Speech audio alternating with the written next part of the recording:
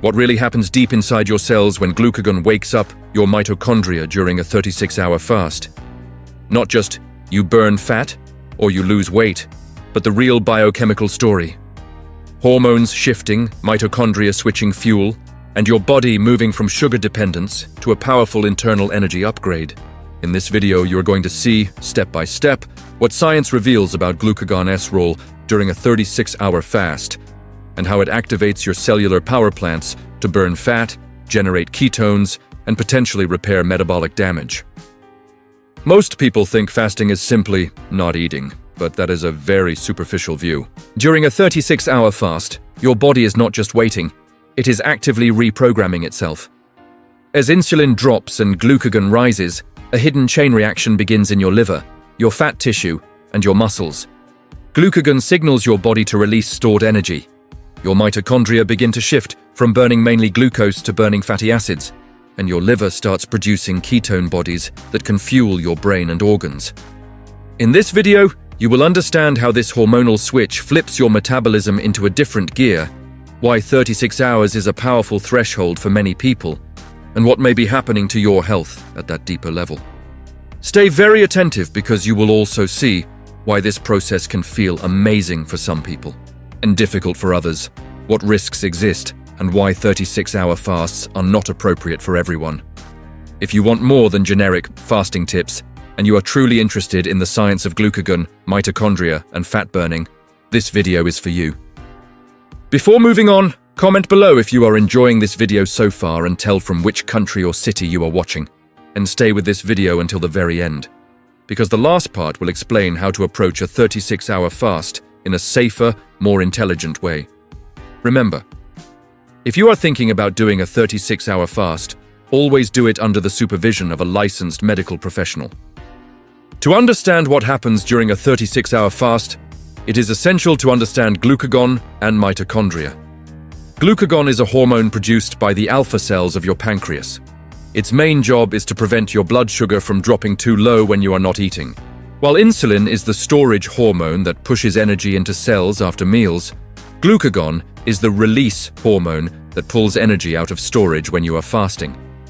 Mitochondria, on the other hand, are the tiny structures inside your cells that generate ATP, the energy currency of your body.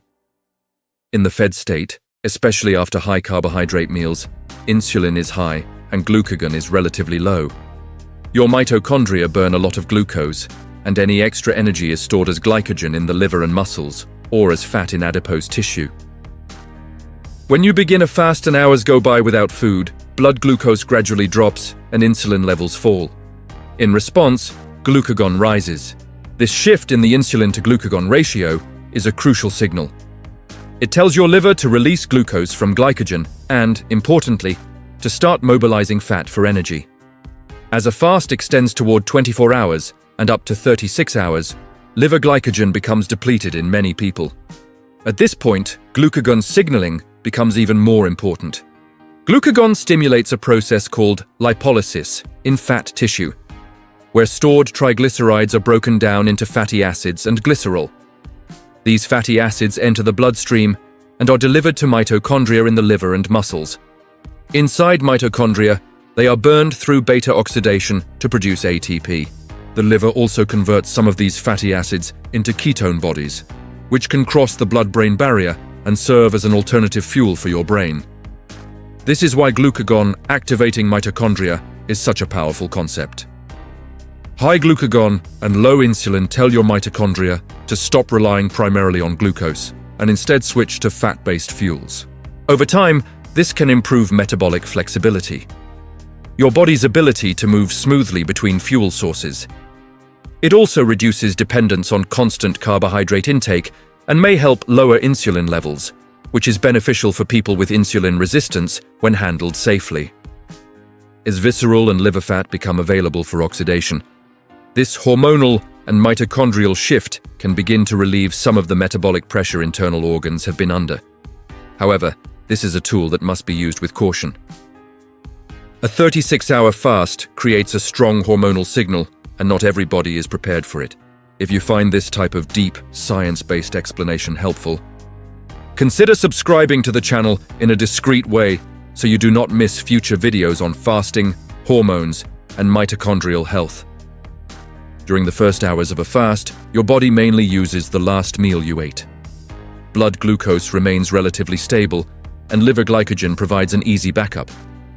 Insulin slowly declines, and glucagon starts to rise. This early phase is more about shifting away from constant incoming calories than about intense fat burning. Your mitochondria still have access to glycogen-derived glucose, so the change in fuel is gradual. As you approach 16 to 24 hours without food, the picture becomes more interesting. Liver glycogen stores are significantly reduced in many individuals, and glucagon takes a dominant role. Glucagon signals the liver to produce glucose from non-carbohydrate sources, such as glycerol, from fat breakdown, and certain amino acids.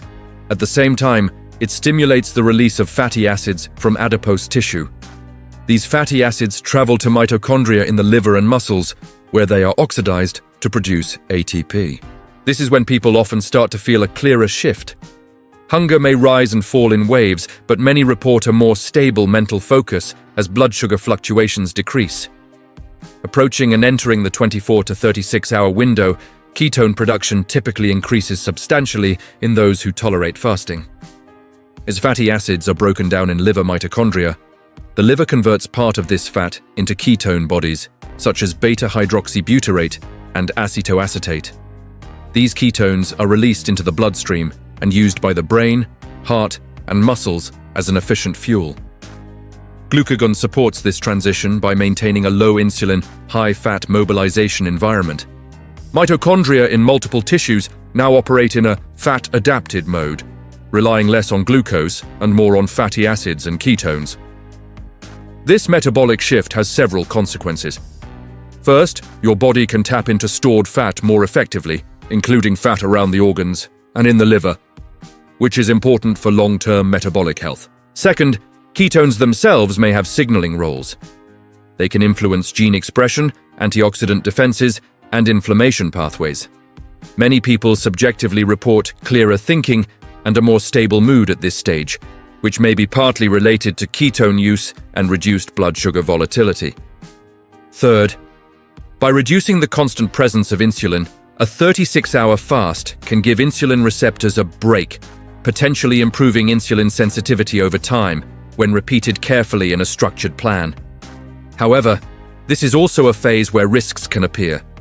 If someone has underlying medical conditions, is on blood sugar-lowering drugs, or is not well hydrated, a 36-hour fast can lead to dizziness, weakness, electrolyte imbalance, or dangerous drops in blood sugar.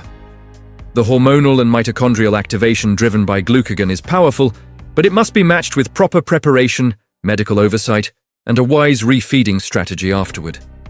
The goal is not punishment, but precise metabolic training. When glucagon has been elevated and mitochondria have been running on fatty acids and ketones for many hours, the effects go beyond simple fat loss. A 36-hour fast can create a controlled metabolic stress that encourages cells to adapt and become more resilient. In this environment, mitochondria increase fatty acid oxidation and, in some cases, may become more efficient at producing ATP. Some research suggests that fasting can stimulate mitochondrial biogenesis, the creation of new mitochondria, especially when combined with exercise over the long term. More and healthier mitochondria can support better energy production during both fasting and feeding states. Another important process that may be supported in this context is autophagy, the cellular self-cleaning mechanism. While glucagon's main role is to mobilize energy, the overall environment of low insulin, low amino acid availability, and elevated cellular stress during extended fasting can encourage cells to recycle damaged components. Mitochondria themselves can be selectively cleaned up through a form of autophagy known as mitophagy. By removing dysfunctional mitochondria and allowing healthier ones to dominate, cells can reduce oxidative stress and improve metabolic efficiency. This is one reason extended fasting attracts attention in the fields of longevity and chronic disease prevention. Additionally, the switch to ketone metabolism may have signaling benefits. Ketones can act as signaling molecules that influence pathways related to inflammation, antioxidant capacity, and gene expression.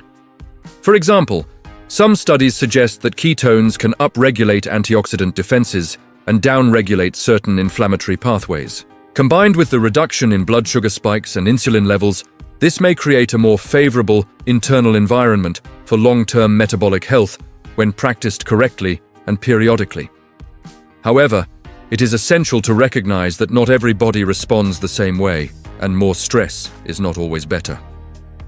If fasting is too aggressive, too frequent, or combined with inadequate sleep, chronic psychological stress, or nutrient deficiencies, the benefits can be blunted or reversed. Mitochondria under excessive unbalanced stress may increase oxidative damage instead of resilience. People may experience fatigue, hormonal disruption, or worsening of pre-existing conditions. Therefore, the promise of glucagon-driven mitochondrial activation during a 36-hour fast should always be paired with realism. It can support fat burning, cellular cleanup, and metabolic flexibility, but only within a broader context of healthy nutrition, recovery, and medical guidance. Extended fasting is a tool, not magic. Used wisely, it can help recalibrate how your mitochondria work and how your body handles energy. Used recklessly, it can push your system beyond what it can safely handle. A 36-hour fast is not an entry-level strategy. It is an advanced tool that demands respect. Before considering it, the first step is to build a strong foundation: a nutrient-dense diet, stable sleep patterns, and basic metabolic health. Many people benefit from starting with shorter fasting windows, such as 12 to 14 hours overnight, and only progressing toward longer fasts once those are comfortable and medically approved. This gradual approach allows your body and mitochondria to adapt to using stored energy without triggering excessive stress. If a licensed medical professional has cleared you for a 36-hour fast, preparation becomes crucial. Going into the fast from a highly processed, high-sugar diet can make the experience much harder. In the days before, focusing on whole foods, adequate protein, healthy fats, and plenty of non-starchy vegetables can stabilize blood sugar and start shifting your metabolism toward fat use. During the fast itself, hydration is non-negotiable. Water, and in some cases unsweetened herbal teas or black coffee for those who tolerate caffeine, help support circulation and energy. Depending on individual needs and medical advice, electrolytes may also be important to maintain proper nerve and muscle function. Equally important is knowing who should avoid or be extremely cautious with 36-hour fasts. People with type 1 diabetes, advanced type 2 diabetes on insulin, or multiple glucose-lowering medications, those with heart, liver, or kidney disease, individuals with a history of eating disorders, pregnant or breastfeeding women, teenagers, and very underweight people are generally not good candidates for this type of fasting without very close medical supervision, if at all. In these groups, the hormonal shifts driven by glucagon and the mitochondrial stress of a prolonged fast can lead to serious complications. The re-feeding period after a 36-hour fast is another critical piece. Breaking the fast with huge portions of ultra-processed food, heavy sugar, or excessive fat can overload the digestive system and produce uncomfortable or even dangerous swings in blood sugar and electrolytes. A wiser approach is to start with a modest, balanced meal that includes protein, healthy fats, and easily digested vegetables. Then gradually return to normal eating. This helps your body transition back from a glucagon-dominated, fat-burning state to a fed state without shocking your system. Ultimately, the real power of a 36-hour fast is not in doing it once as an extreme challenge, but in understanding how it fits into a long-term health strategy. Used occasionally, with medical guidance and proper preparation, it can help activate glucagon, engage your mitochondria, and improve metabolic flexibility.